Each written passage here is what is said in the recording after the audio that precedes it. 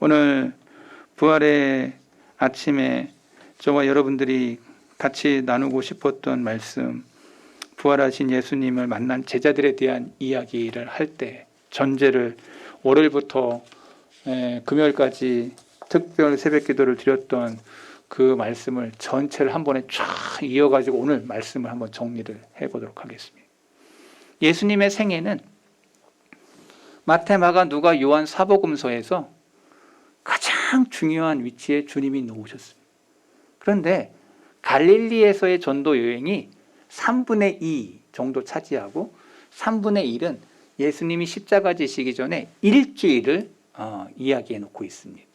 마태도 그렇고 마가도 그렇고 누가도 그렇고 요한도 그렇고 다 똑같이 분량이 3분의 2는 갈릴리의 전도 사역에서 전도 회당에서의 전도 말씀을 전했던 그 이야기가 3분의 2고 3분의 1은 예수님이 십자가 지시기 전에 일주일의 이야기가 다 마태, 마가, 누가, 요한이 다 그렇게 쓰고 있어요. 그러니까 일주일의 이야기가 얼마나 중요한 이야기냐. 주일부터 시작해서 부활의 주일까지 이제 이야기를 저와 여러분들이 지금 풀어나가야 돼요. 예수님께서 종려주일 날 종려나무를 꺾어서 예수님이 나귀 타고 오실 때 호산나 호산나,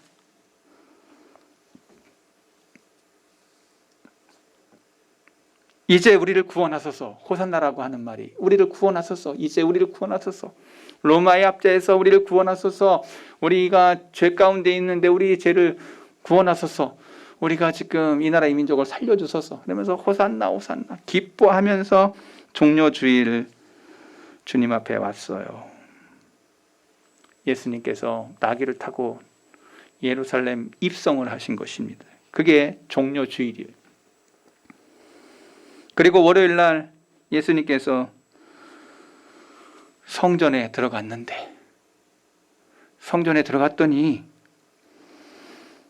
거기에는 예수님께서 말씀하셨던 것은 내 집은 기도하는 집이어야 되는데 거기는 장사하는 집이 되었습니다. 깡패들, 그 다음에 장사하는 사람들, 뭐 그러한 사람들이 성전 안에 가득한 것입니다. 기도하는 사람들보다 이 장사하는 사람들이 가득 찬 것이었어요. 성전에 매매하는 자들, 그래서 예수님께서 내어 쫓으셨죠. 돈 바꾸는 자들의 상을 뒤엎으셨죠. 비둘기 파는 자들의 의자를 둘러 엎으셨습니다. 성전에 들어갈 때 성전세를 내는데 그 회폐가 로마 돈이니까 그 돈을 세켈, 히브리 돈으로 바꿔야 되니까 그 환전상이 있었어요. 그걸 다 둘러 엎으셨어요. 그리고 말씀하셨죠. 내 집은 기도하는 집이라. 저와 여러분들이 이 세상에 있는 가득한 것들이 세상 것으로 가득 찼다면 저와 여러분의 심령의 성전은 기도하는 집이어야 된다는 사실을 바울이 설명해 줬어요. 오늘 저와 여러분들이 화요일 날 예수님께서 이제 성전에서 보실 때 어떤 한 여인이 과부, 그것도 과부라고 써 있어요. 2렙돈을 헌금함에 집어넣는 걸 보면서 저 사람 많은 부자들보다 이 여인이 가장 많이 하나님 앞에 헌금했다고 칭찬하셨습니다. 2렙돈은 이 땅에 지금 이것으로 환산하면 2,000원에서 3,000원 정도예요. 근데 그게 그 사람의 전부야. 이 여인에게는. 큰 부자가 많이 냈어요, 헌금을. 근데 여기 지금 본문에 나와 있는 이 여인이 2렙돈을 드렸는데 주님이 전 재산을 드렸다고 얘기하고 있어요. 삶 속에서 주님 앞에 드린 거 하나님 기억하시는데 주님이 그걸 보고 계시는데 말씀하시는 거죠. 뭐라고? 양보다 질이라는 걸 얘기하는 거죠. 마음을 드렸다는 거예요. 여러분, 하나님의 중심에 예수님께서 그걸 보시고는 그 여인을 칭찬하셨어요.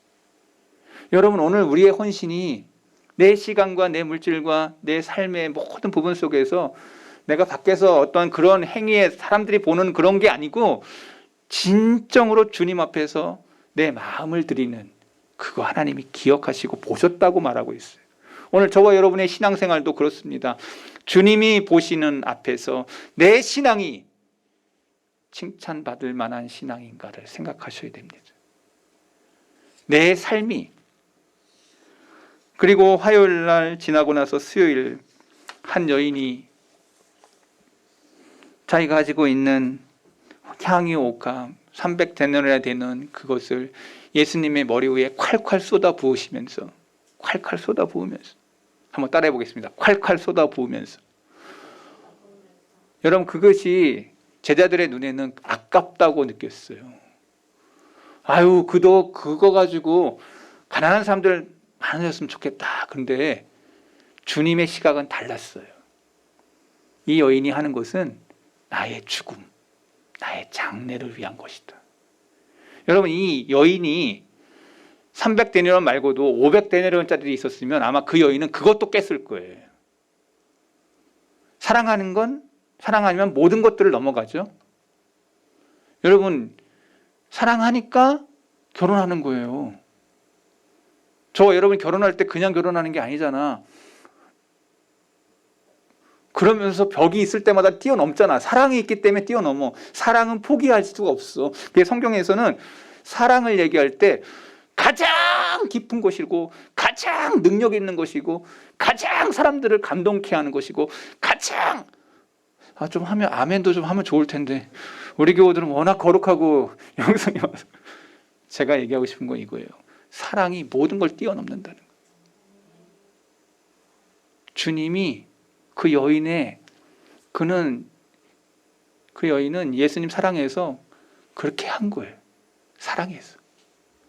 근데 주님이 그거를 기억하시고 내 장례를 위한 것이다. 제자들을 책망하시고 난 다음에 내가 십자가에 그러한 가는 길 속에서 이 여인이 꼭 기억할 거다. 기억함이 될 거다.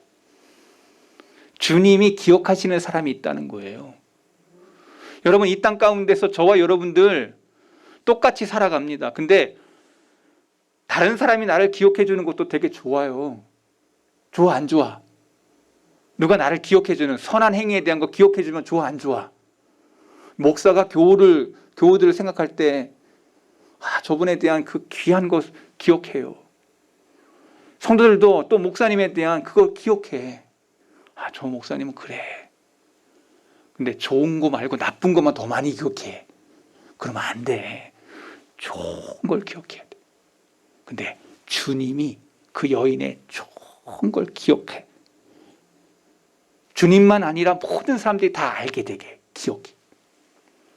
오늘 저와 여러분들이 천국에 가가지고 주님이 기억할 만한 사람인가를 오늘 저와 여러분 기억하셔야 돼요. 뭐가 지혜요? 마지막 날 주님 앞에서 기억함, 주님이 들으시기에 합당한 그러한 사람인가를 기억하셔야 돼요. 목요일 날 주님이 제자들의 발을 씻기셨습니다. 허리에 수건을 둘러매고 아무도 제자들이 발을 안 씻겼던 거야. 그래서 주님이 직접 일어나서 너희들이 크고자 하느냐 하고 서로 싸울 때 주님이 싹 허리를 둘러매고 종의 형체의 모습 가운데 제자들의 발을 씻겨. 근데 베드로가 뛰쳐나오죠. 주님, 내 발 못 씻깁니다. 꼭 그런 사람 있잖아. 꼭 그런 사람 있잖아. 선한 거 하려고 그러면 꼭 반대서 방해하는 사람도 있잖아. 근데 주님이 화를 내시죠. 야, 발만 씻으면 돼. 근데 다 씻겨달래. 꼭 그런 사람 있잖아. 이러다 보면 내가 좋게 하려고 했는데 꼭 저기서 막 이렇게 고춧가루 뿌리는 사람도 있잖아. 없어? 그런 사람 있어. 다. 근데 어떻게 해?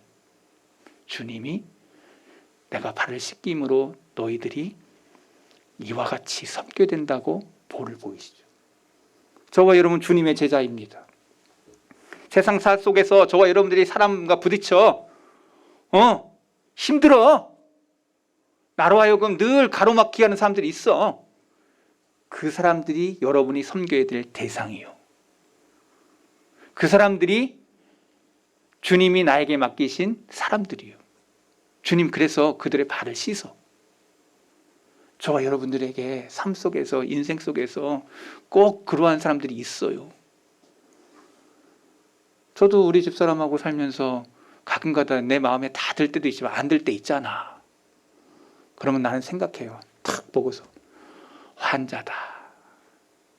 내가 섬겨야 될 대상이다. 환자라고 얘기하니까 갑자기 여러분들이 저한지 모르지만, 여러분들이 세상 속에서, 사회 속에서도 일할 때 여러분하고 다 맞는 게 아니야. 여러분들이 힘들게 하는 사람이 있어, 억제게 하는 사람이 있어, 아주 눈물 나게 하는 사람이 있어. 그럴 때마다 탁 보면서 환자다. 내가 섬겨야 될 대상이다. 주님이 제자들의 발을 씻기시면서 내가 행했던 이 섬김이 너희들의 삶 속에서, 생활 속에서, 가정 속에서, 교회 속에서, 사회 속에서 여러분이 그렇게 섬기는 자가 되라고. 그 사람이 살아납니다. 그 사람이 영원히 회복됩니다. 그 사람이 그 사람을 통해서 은혜를 받습니다. 나는 너로 하여금 악하게 너를 대했건만 그 사람은 도리어 그 악한 그것을 꽃으로 바꿔주는 사람. 어느 시인이 그렇게 했어요. 너는 나에게 악으로 나에게 당했지만 나는 너에게 꽃으로 나아간다고.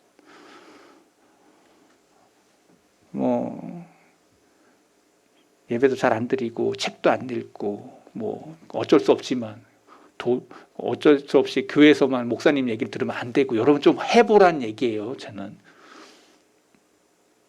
나에게 악으로 왔지만 당신에게 꽃으로. 여러분 이것이 주님이 행하셨던 모습이었습니다.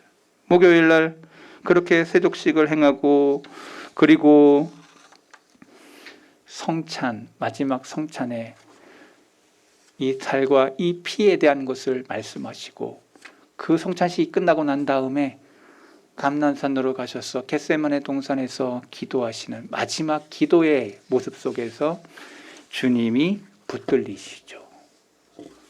대제사장의 종이었던 말고가 주님 앞에 탁 달려 들어왔을 때 거기를 탁 제자 중에 가장 혈기 많은 베드로가 탁 나타나가지고 칼을 들어가지고 말고의 귀를 탁 잘랐단 말이에요. 주님이 야! 칼로써 일어난 사람은 칼로써 망한다. 내려! 그리고는 말고의 귀를 다시 붙여주죠. 여러분요, 여러분의 인생 속에서 그런 말이 있어요. 세상 속에서 총 들고 일어난 사람은 총으로 망하고, 칼로써 일어난 사람은 칼로써 망하고, 여러분들이 여러분의 적들에게 칼로써 일어나면 여러분 그 칼로 여러분 망합니다. 여러분들 속에서 아무리 여러분의 의로운 칼이라도 들면 안 돼. 그러니까 부부 사이에도 칼로 물베기요, 합치는 것이지 갈라질 수 없는 거예요. 뭔지 알겠죠?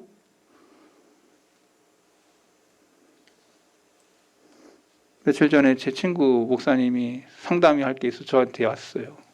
그래, 왜? 그랬더니 자기가 주례를 섰다는 거예요.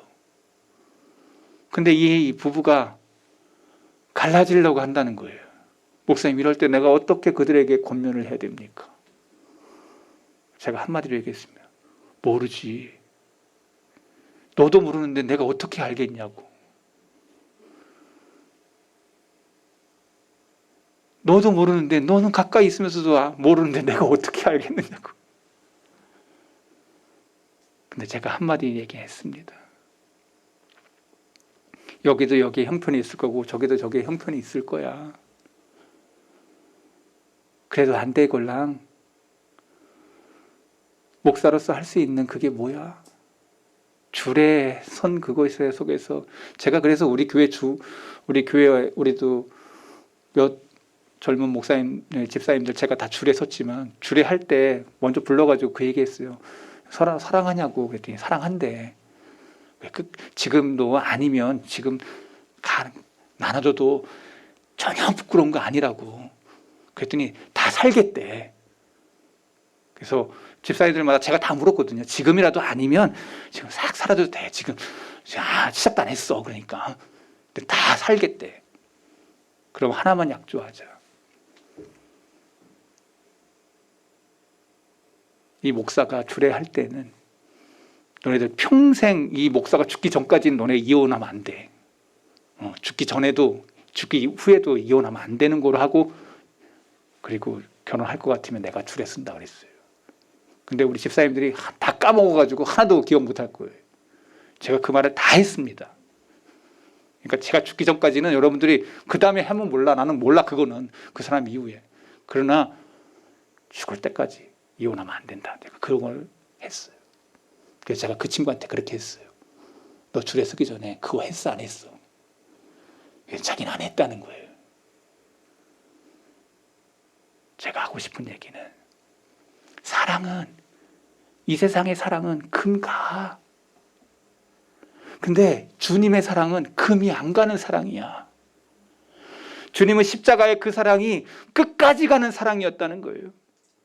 저와 여러분 안에 이 사랑 받은 사람들이 저와 여러분이에요. 십자가의 그 피로 저와 여러분이 한 형제 한 자매가 되었어요. 저와 여러분이 예수님의 제자가 된 것은 주님의 그 크신 십자가의 죽음의 그 사랑으로 저와 여러분이 형제가 자매가 된 거예요. 그러니까 저와 여러분들이 사랑할 때 끝까지 사랑하는 이것을 주님에게 배웠다면 저와 여러분도 그렇게 사랑하는 삶을 살아야 됩니다. 겟세마네 동산에서 이제 붙들려서 아침에 금요일 재판을 받습니다. 이리 끌려다니고 저리 끌려다니고, 안나스 가야바 그리고 헤롯 그리고 빌라도 앞에서 재판을 받습니다. 엉터리 중에 엉터리의 재판을 받습니다.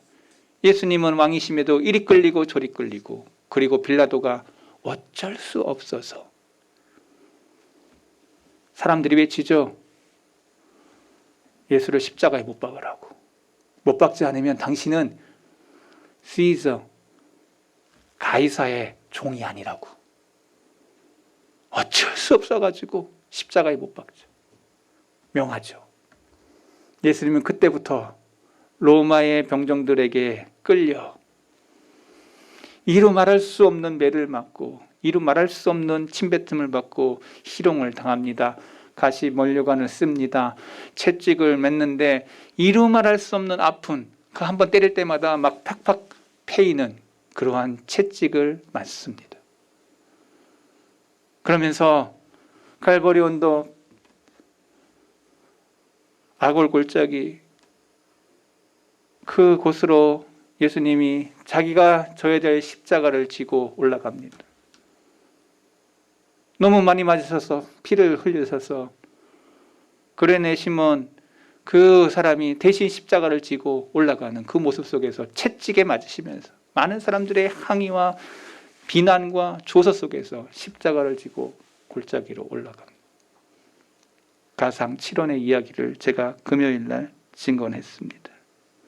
아버지여 저희를 사하여 주옵소서. 자기들이 하는 것을 알지 못하나이다. 내가 진실로 내게 이르노니 네가 나와 함께 낙원에 있으리라. 여자여 보소서 아들이다. 엘리 엘리 라바 사박다니. 내가 목마르다. 다 이루었다. 아버지여 내 영혼을 주님의 손에 의탁하나이다. 제가 다 설명할 수 없어요. 그러나 특별 새벽기도 때 다 제가 얘기했어요. 그리고 죽음으로 끝났냐? 오늘의 이야기.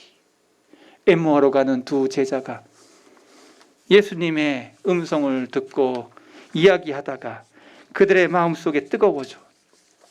말씀을 듣고 뜨거워져. 저들의 심령 속에 놀라운 변화의 역사가 있어서 다시 예루살렘의 현장으로 돌아갔다. 여러분, 오늘 말씀 속에서 제가 여러분들에게 몇 가지 같이 당부하고 싶은 말씀이 있습니다. 그들의 눈이 밝아졌다는 거예요. 오늘 본문의 이야기. 왜 밝아져? 그들이 삶 속에서 영안의 눈이 열린 것입니다. 여러분, 이 세상에는 두 가지의 눈이 있습니다. 육의 눈과 영의 눈. 육의 눈은 보이는 사물만 봐. 앞에 있는 현상만 봐. 그러나 영안의 눈은 아까 얘기했습니다. 통시적인 눈이 있어. 전체를 다 아우르면서 그래, 내가 이 결정하는 것 속에서 전체를 보고 얘기하는. 영안의 눈이 열린 사람은 그런 결정을 합니다. 그러나 육의 눈을 가진 사람은 앞에 거 있는 보는 것만 결정하는 사람입니다. 영안의 눈이 열렸어. 영안의 눈이 열린 사람이 성경에 많이 나옵니다. 성경을 찾아보니까 다윗이 시편 13편에 이렇게 얘기했어요. 여호와 내 하나님이여 나를 생각하여 응답하시고 나의 눈을 밝히소서. 나의 눈을 밝히소서. 눈이 있지만 밝혀달라고 얘기해. 그 눈이 뭐요? 영안의 눈이야. 육의 눈이 밝혀달라는 이야기가 아니고 영의 눈을 밝혀줘서 신령한 것을 보게 해달라고. 부활하신 예수님을 만나면 영의 눈이 밝아지는 겁니다. 엠마오로 갔던 그 제자가, 자기 생업을 위해서 달려갔던 그 제자가 다시 주님을 알고 나서 영안의 눈이 밝아졌어요. 두 번째는 마음이 뜨거워졌어요. 그들이 서로 말하되 집에서 우리에게 말씀하실 때 우리의 마음이 뜨겁지 아니하더냐. 여러분 말씀 들을 때요, 가슴이 뜨거워지는 사람이 있어. 울컥울컥 올라오는 게 있어. 여러분 그 시간은 여러분들을 치료하는 시간이에요. 여러분들을 회복시키는 시간이에요. 여러분들을 다시 어렌지, 정돈시키시는 시간이에요. 은혜 받는 사람의 모습 속에서 예배 시간에 이렇게 자기를 바라보면서 이렇게 회복이 되는 사람들이 있어요. 이게 두 번째 나타나는 마음의 뜨거움이에요. 칼빈은 이것을 이렇게 썼습니다. 말씀의 수레를 타고 성령님이 임하신다. 말씀의 수레를 타고. 마태복음 24장 20절 너희가 도망하는 일이 겨울에나 안식일이 되지 않도록 기도하라. 주님이 종말에 재림의 때에 겨울이 되어서는 안 된다고 말씀하고, 이게 무슨 뜻일까요? 예수님 재림의 때에 냉랭하고 차가운 신앙을 갖고 있어서는 안 된다는 거예요. 여러분들의 마음에 불이 지펴져 있어야 돼. 여러분의 신앙에 뜨거움이 있어야 돼. 주님 만난 사람의 감격이 있어야 돼. 내가 이 신앙이 자꾸 뜨거워지는 신앙이 돼야 돼요. 부활의 아침에 저와 여러분들이 이 엠마오로 가는 제자 가운데 그들의 마음이 뜨거워졌어. 그리고 세 번째 마지막, 즉시 예루살렘으로 돌아갔어. 즉시 예루살렘으로 돌아갔어. 그리고 곧 그대로 일어나 예루살렘에 들어가 보니 11 제자 및 그들과 함께한 제자들이 모여 있어. 여기 이게 예루살렘의 자리가 뭐예요? 예루살렘에서 뭐 한 거예요? 모여 기도했어. 사명의 자리. 자기가 다시 엠마오에 갔다가 다시 사명의 자리로 바뀌었어. 영안의 눈이 열리고 가슴이 뜨거워져서 사명의 자리로 나아갔다는 거예요. 사도행전 1장 4절에 보니까 예루살렘에 떠나지 말라고 주님이 말씀하셨어. 예루살렘 떠나지 마. 근데 엠마오로 갔지. 마음이 뜨거워지고 그리고 영안의 눈이 열려서 그들이 다시 엠마오에서 예루살렘으로 갔다는 거예요. 사명의 자리로 간 거야. 사명의 자리를 지키는 것. 그래서 글로바, 이 엠마오로 가는 제자의 한 사람의 이름이 글로바예요. 글로바. 다른 제자들 다 사명 버리고 갔어. 떠났어. 예수님이 십자가 지고 난 다음에 다 떠났어. 그런데 주님이 부활하시고 난 다음에 어떤 일이 벌었어? 다 예루살렘으로 모였어. 다 예루살렘으로 모였어. 예수님을 만나 그들이 예루살렘으로 올라간 것이, 부활하신 예수님을 만나면 잃어버린 사명을 회복하게 된다는 것입니다. 여러분 예수님 만나셨죠? 여러분 성경 속에서 예수님을 만나셨죠? 여러분이 그렇다면 이 세 가지의 것이 부활한 자들에게 나타날 것입니다. 내가 보이지 않던 영안의 눈이 열려, 육적인 눈만 바라보던 삶이 아니라 영안의 눈이 열려서 전체를 보고 세상을 바라봐. 말씀을 들을 때마다 내 안에 뜨거움이 있어. 그리고 사명의 자리인 예루살렘을 떠나지 않고 말씀 붙잡고 기도하는 인생을 살아. 오늘 저와 여러분들에게 이 말씀을 대비시키면 여러분이 지금 어디에 있는지를 알게 될 거예요. 여러분이 지금 어디에 앉아 있는지를 알게 될 거예요. 사명을 잃어버렸다는 것은 곧 삶을 사는 이유를 잃어버렸다는 얘기입니다. 사명을 있는 사람은 슬픔빛을 띠고 낙심하지 않습니다. 성도는 사명을 붙잡아야 됩니다. 부활하신 예수님을 만나면 사명이 회복됩니다. 우리 교회의 목적의 이유를 바로 이 사명에 빗대어 저는 말할 수 있습니다. 왜 성덕교회를 하나님이 이곳에 세우셨냐? 사명을 하나님이 주신 곳입니다. 내 주위에 있는 모든 사람들에게 내가 만난 이 예수님을 증거하는 사명이 저와 여러분에게 있습니다. 부활의 이 아침에 저와 여러분들이 이 사명의 회복의 은혜가 있기를 소망합니다. 말씀을 마치면서 지금 종려주일부터 해서 고난받으시고 십자가에서 죽으시고 다시 엠마오로 주어졌던 제자들의 회복의 이 모든 말씀은 한 사이클이에요.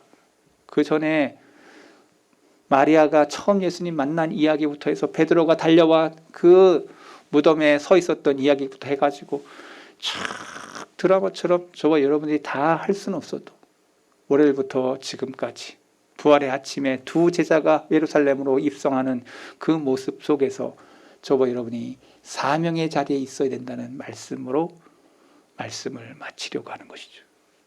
저와 여러분들도 사명의 자리에 있어야 됩니다. 그러면 주님이 여러분들을 통해서 그 사명 이루었냐고 주님 앞에서 보고할 날이 있을 것입니다. 너 뭐 했냐? 내가 너에게 생명을 주었고 너에게 물질을 주었고 내가 너에게 가족도 주었고 내가 너에게 모든 것 줬는데 여러분 오늘 우리는 이 세상에서 그냥 오는 게 아니에요. 하나님이 다 한 사람 한 사람에게 사명을 주었습니다. 주님 앞에 보고할 날이 있을 거예요. 너는 성덕교회에서 최봉규 목사 너 거 가서 일해. 예. 그리고 저는 저의 보고를 할 겁니다. 이 성도 이렇게 섬겼고 저 성도 저렇게 섬겼고 저 아마 책망도 많이 받을 것 같아요. 그러나 여러분들도 여러분의 가정에서 여러분의 자녀에게 여러분의 일매 삶의 터전에서 여러분들의 보고서를 가지고 주님 앞에 설 거예요. 오늘 제가 다 얘기하지 못해. 그러나 여러분의 보고가 주님 앞에 기억한 바 되고 칭찬할 만 되고 정말 너 잘했어 이렇게 들을 만한 칭찬자인가를 생각해 보면서 여러분의 인생의 순례길을 걸어가시기를 바랍니다. 기도하겠습니다. 하나님 아버지,